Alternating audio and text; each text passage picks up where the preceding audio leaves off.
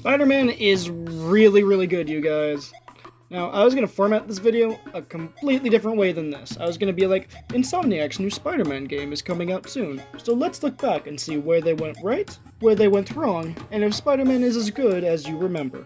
But that's not going to cut it this time. Everyone and their mom knew this game was going to be great the minute it was announced, so I'm not going to waste anyone's time being coy and just cut to the chase. This is easily the best Spider-Man video game of all time. I personally think it's one of the best PlayStation exclusives, but that's just me. So, let's get down to brass tacks and talk about what makes this game as good as it is. The game's pretty amazing, but it's not perfect, and I'm gonna get to the bad stuff as well as the good.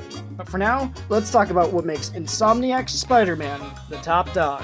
This game is probably one of the strongest starts to a Spider-Man. Hell, even an open world game I've ever seen. We start immediately seeing the little shoebox Peter lives in, watch him get the call for Spider-Man time, and get an eviction notice, and then bam, gameplay time. Some games have the issue of just sitting your ass down to give you a lore dump. It's almost never enjoyable, but you just gotta get through it so you can get back to having fun. But that problem is completely avoided here. This game is the oldest Peter Parker to date, and that's a great thing, because you're not playing this game waiting around for Uncle Ben to be killed, and you don't have to. This game has a lot of fat trimmed, and it's for the better, because everyone already knows everything about Spider-Man. Instead of wasting headspace referencing other things, the developers made sure that what was in the game was not only really solid, but important. And this mentality permeates across more than just the writing.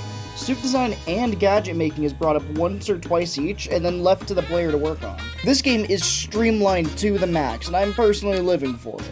The story is also pretty short, which I think is absolutely perfect for this kind of game. This game has a lot of heavy stuff in its short runtime, and I feel like it would have started sinking under its weight if it was 30 or even 20 hours long. It also means that the story that is in the game is quality the whole way through. Originally, I got a little concerned when I realized they were doing the Sinister Six, because Spider-Man with a lot of villains is a recipe for a pretty bad time, but Insomniac found their way around this problem pretty easily. Yeah, each member of the Six has a stake in destroying Oscorp. Our source for Vulture's wings gave him spinal cancer, and Otto's developing an experimental treatment to save him.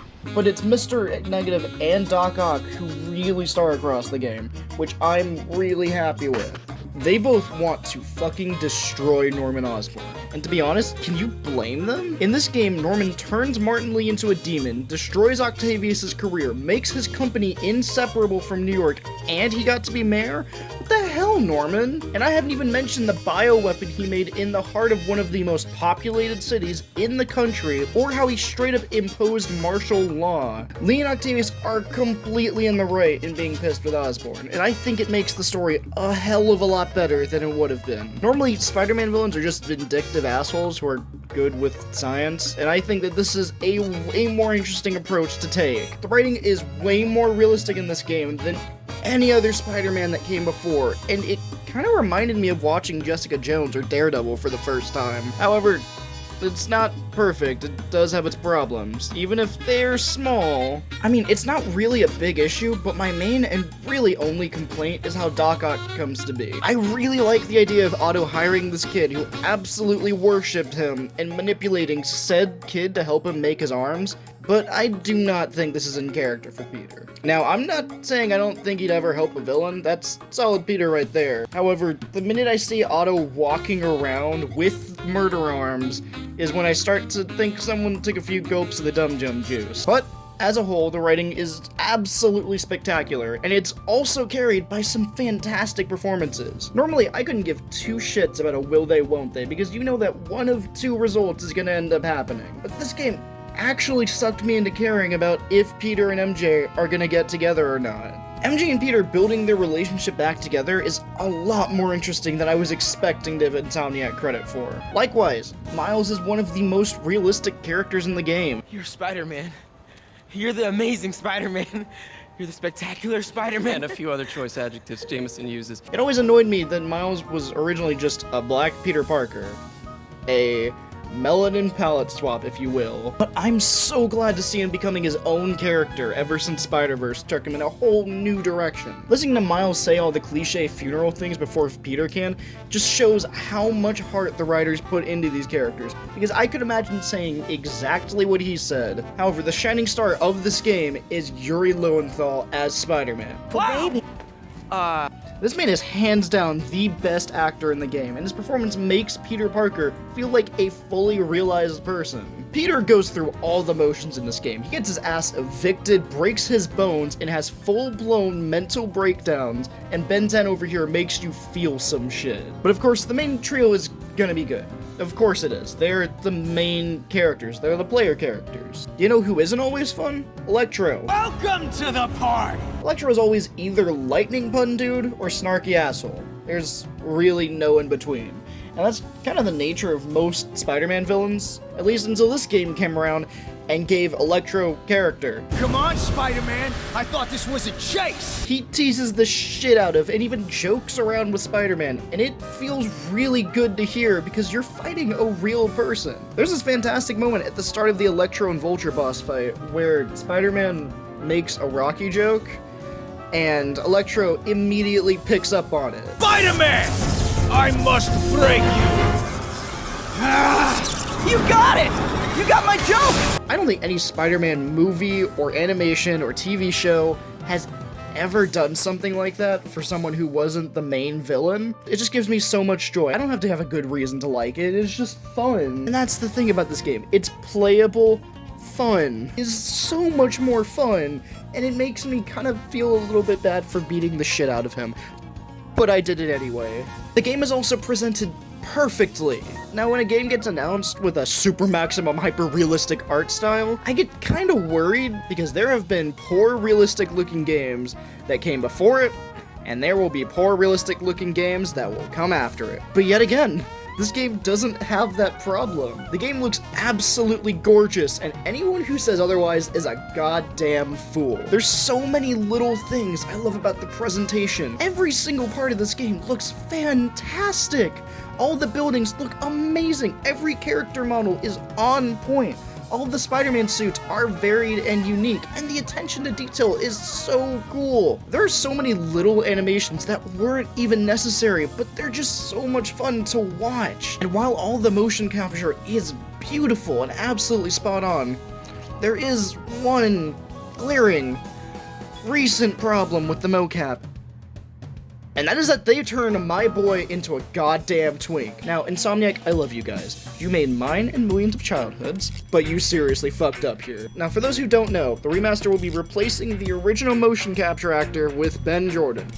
And I think this is a horrible decision. Now, I'm not knocking Ben over here. You're doing great, sweetie. I'm miffed with Insomniac on this one. This is probably the most opinionated thing in this video, but I just can't keep it in. Do you know why I like this, Peter? Because he looks like a normal person. This Peter looks like someone who'd write a dissertation on neuroscience and worship some bald dude in a polo. But this kid, this fucking barely legal face over here, this guy looks either like a kid who has to show their parents his report card before going out, or a bad porn star. There's really no in-between on this. This scene from the remaster looks like a bad porn parody. I seriously mean that. I know this has nothing to do with this version of the game, but I just had to take a second to talk about it, and it's a presentation thing, so it's going here. Now, that leaves the last pillar of the game, which is the way that it plays, and everyone and their mom knew it played well. This game plays really similarly to the Arkham games, and it is so much fun. Now, I've heard grumbling from people who absolutely hate this game because they think it shamelessly stole the Arkham combat, and I couldn't disagree with these people more. Now, yeah, some of the buttons are pretty much the same, but it plays completely differently to Arkham because Spider-Man works differently. In the Batman games, you are an absolute tank who beats anyone who challenges him into submission. Your counter always damages enemies, and you don't even learn how to dodge enemies until it becomes important for the Bane fight. Spider-Man plays completely differently to this. He's a lot more about avoiding attacks and using his gadgets to get the upper hand. And if we're being honest, it's way more engaging to play as Spider-Man. Almost every weapon in your arsenal can one-shot most enemies, but they're also in limited quantities, so you have to really think about what you want to do. Spider-Man can also do a lot without his gadgets, and even use the environment to his advantage. It's this really fun loop of constant improvising, which I absolutely love. People joke a lot about the game making you feel like Spider-Man, but it really does. However, the enemy types can be a little bit of a mixed bag to fight. While I love that every gang has different properties and different enemies who do different things, sometimes it feels like the game gets overwhelmed with it all. Sometimes you'll dodge an enemy's attack to move straight into another enemy's line of fire, and this is most notable when Sable Tech gets involved. Plainly, Sable enemies are not fun to fight, especially if you're running low on taser webs. There will be absolute bullshit, especially on the higher difficulty, and it will get you killed. But the game also lets you be a sneaky little spider and stealthily take enemies down, which I am a fan of. It's really satisfying to quietly take out enemies.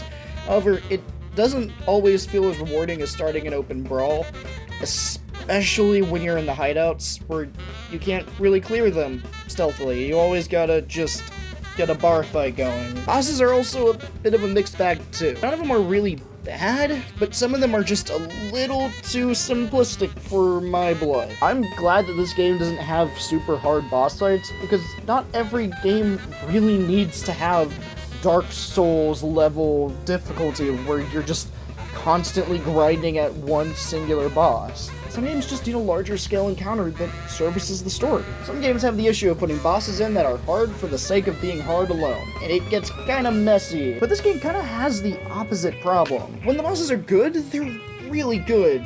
When they're not as good, they're just a bit too simple to be challenging. The final boss against Doc Ock is so busy being cinematic that it's an absolute cakewalk, and it's kind of annoying after a few playthroughs, especially after 10 hours of build-up. The open world is also really cool. Normally I feel like open world games are either empty and lifeless or so full of stuff that it becomes overwhelming with seldom in between, and my god, does this game have in between. This game has that sweet Goldilocks sized map. Just enough to do that you can sink hours into it, but not so much that it makes your brain hurt. My only main knock against the map is that the side content goes fucking crazy the moment Rikers ends. There's a good hour of footage I have where the flow of crimes was absolutely non-stop, and it was kind of overwhelming. However, everything else about the map looks and feels gorgeous. I love how the buildings are all different sizes and shapes, like actual New York City. And they added a bunch of new stuff that brings me back to that old school type of exploration,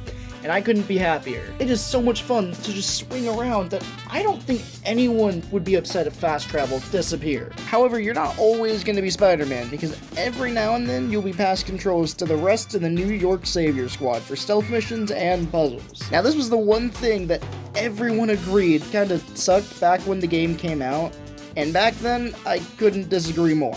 I thought it was a cardinal sin that anyone would dare criticize this game, because I thought it was perfect, but having played it a few times, it was a little bit wrong.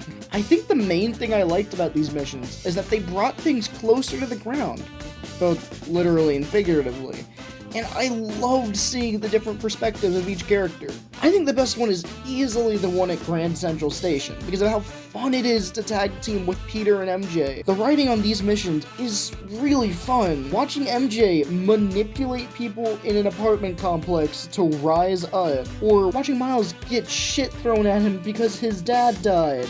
You don't see that when you're playing as Spider-Man, and it really helps bring all of the characters together. However, while I still love the writing behind these missions, some of them, like the chase with the Rhino, just isn't that much fun. And as much as I loved My Boy a few years ago, I do agree that the puzzles you do with Peter are not fun. Yeah, they're skippable, but I don't really think that's a good excuse for them being as simplistic as they are. But like I said, I do still like them, and they definitely belong in the game. Now, I came into this project thinking that the Spider-Man game was one of the best PS4 exclusives to come out in a long while. And despite a few issues that I've got with it, that opinion is basically unchanged. So I suppose what I'm taking all this time to say right now is that the webmine is god tier.